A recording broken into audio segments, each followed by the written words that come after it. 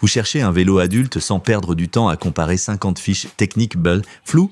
Alors restez bien jusqu'au bout, parce qu'on va passer du modèle le plus faible au plus convaincant avec un classement simple et clair. À la 5e place, on trouve le BDV Caterina. Et je préfère être franc tout de suite, ce vélo est surtout pénalisé par le manque d'informations fiables. Quand on veut conseiller un produit sérieusement, on ne peut pas faire semblant de savoir. Ici, on sait qu'il vise un usage urbain tranquille, mais pour le reste, beaucoup de points restent flous. Sur le papier, ce qu'on voit est assez simple et assez rassurant. Pour un usage quotidien, il y a une transmission à 7 vitesses, une selle confort et un panier. Donc, clairement, on est sur un vélo pensé pour aller chercher du pain, faire quelques courses ou rouler calmement en ville. Face au VTT du classement, il ne cherche pas la polyvalence sur chemin, il joue la carte du confort et de la praticité. Mais le vrai problème, c'est justement tout ce qu'on ne sait pas. La taille de roue annoncée n'a pas été confirmée de façon fiable. L'année du modèle non plus. On n'a pas de confirmation claire sur le cadre, sur les freins, ni sur le poids. Et quand on compare ça aux autres vélos de cette sélection, qui ont au moins une base technique plus nette, ça le fait forcément descendre dans le classement. Donc, ce modèle peut avoir du sens pour quelqu'un qui veut juste un vélo de ville simple, avec panier, sans chercher plus loin. Mais pour une comparaison sérieuse, il manque trop d'éléments. D'ailleurs, les liens vers tous les vélos de cette sélection au meilleur prix se trouvent dans la description sous la vidéo. En 4e position, on a le HH Eland en 66,0 cm. Là, on passe sur un vrai VTT adulte, donc un vélo plus polyvalent que le modèle précédent. Il est mieux armé pour sortir de la ville, prendre un chemin ou simplement rouler sur des revêtements moins parfaits. Mais il reste quand même derrière les 3 premiers. Ce qui joue en sa faveur, c'est d'abord le cadre en aluminium. En général, c'est plus intéressant qu'un cadre en acier sur ce genre de gamme, surtout pour garder un vélo un peu plus maniable au quotidien. On a aussi une fourche suspendue avant et une transmission à 18 vitesses, ce qui suffit pour des trajets mixtes et des balades sur terrain facile. Par rapport au BDW, il est clairement plus à l'aise dès que la route devient moins lisse. Mais il y a un point qui gêne. Le freinage exact n'a pas été confirmé clairement pour la référence donnée. Et ça, ce n'est pas un petit détail. Quand on compare avec l'Evercross, ou même avec le Licorne et le Chillax, qui affichent des freins à disque confirmés, le Eland paraît plus incertain. Et puis la fiche reste assez légère sur les composants. Donc oui, il peut faire le travail, mais on manque de garanties précises. Je le conseille surtout à quelqu'un qui veut un VTT simple sans trop dépenser, pour rouler le week-end ou faire quelques trajets variés sans aller dans du terrain compliqué. Et juste avant de passer au suivant, pensez à mettre un like sur la vidéo et à vous abonner à la chaîne, ça aide vraiment le contenu à continuer. À la 3e place, on retrouve le Chillax Falcon en 69,9 cm.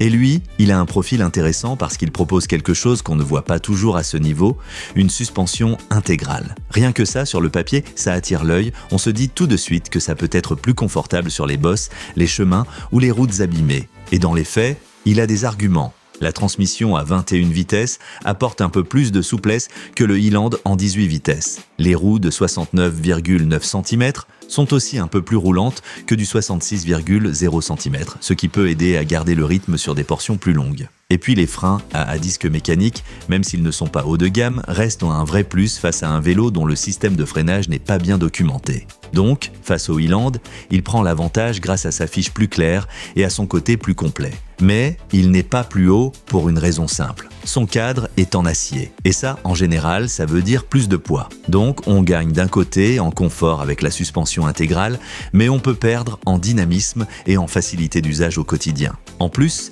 les freins sont mécaniques, pas hydrauliques, et la fiche ne donne pas énormément de détails sur les composants précis. Face au Licorne, par exemple, il paraît moins pertinent pour un usage de tous les jours, et face à l'Evercross, il semble moins net techniquement. Ce vélo peut convenir à quelqu'un qui veut un VTT visuellement plus costaud, avec un peu plus de confort sur terrain irrégulier, sans viser la performance pure. C'est un choix qui peut parler à ceux qui roulent sur des chemins faciles et qui veulent un vélo tolérant. Mais si vous cherchez plus de légèreté ou un vélo plus facile à vivre au quotidien, le suivant risque de vous parler davantage.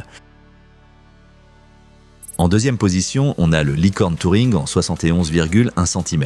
Et là, on change un peu d'ambiance. Ce n'est pas un VTT pur, c'est un vélo de trekking, donc un vélo pensé pour être polyvalent, pratique et plus cohérent pour un usage réel de tous les jours. Honnêtement, pour beaucoup d'adultes, c'est souvent ce type de vélo qui finit par être le plus utile. Pourquoi il monte si haut? D'abord, son cadre en aluminium est un vrai bon point. Ensuite, les roues de 71,1 cm aident à mieux rouler, surtout sur route et sur longues portions. On a aussi 21 vitesses, une fourche suspendue, des freins à disque et surtout un éclairage avant et arrière. Et ça change tout si vous utilisez votre vélo pour aller au travail, faire des trajets réguliers ou rentrer quand il commence à faire sombre. Face au Chillax, il est moins spectaculaire sur le papier parce qu'il n'est pas tout suspendu, mais dans la vraie vie, il est souvent plus logique, plus simple et plus polyvalent. Sa limite, c'est qu'on manque encore de détails fins. Le poids n'est pas précisé et le type exact de frein à disque n'est pas détaillé.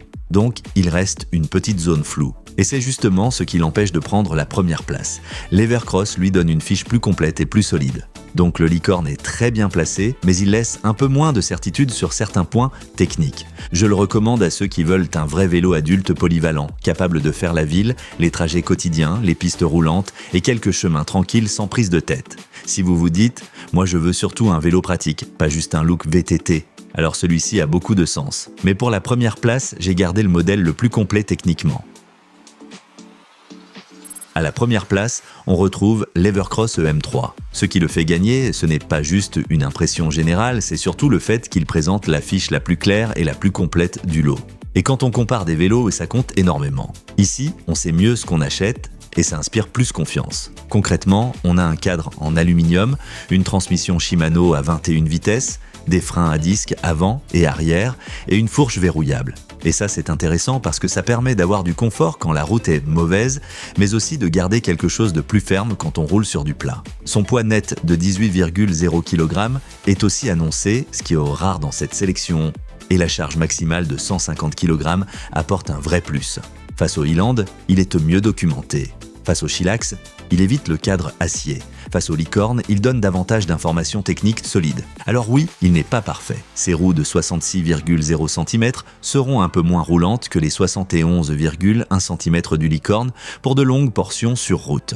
Donc selon votre usage, ce point peut compter. Et comme souvent sur cette gamme, tous les composants ne sont pas détaillés dans les moindres recoins. Mais globalement, il y a moins d'angles morts que chez les autres. Et pour moi, c'est ce qui fait la différence. Je le conseille à l'adulte qui veut un vélo polyvalent, moderne, assez rassurant sur la fiche technique et capable de gérer aussi bien les trajets variés que les chemins faciles. En clair, si vous voulez le choix le plus équilibré de cette sélection, c'est celui qui sort en tête. Et c'est aussi le modèle qui me semble le plus simple à recommander sans trop de réserve. Voilà, vous avez maintenant le top complet. Regardez bien les modèles qui vous intéressent avec les liens dans la description sous la vidéo et pensez à laisser un like et à vous abonner à la chaîne pour ne pas rater les prochains comparatifs.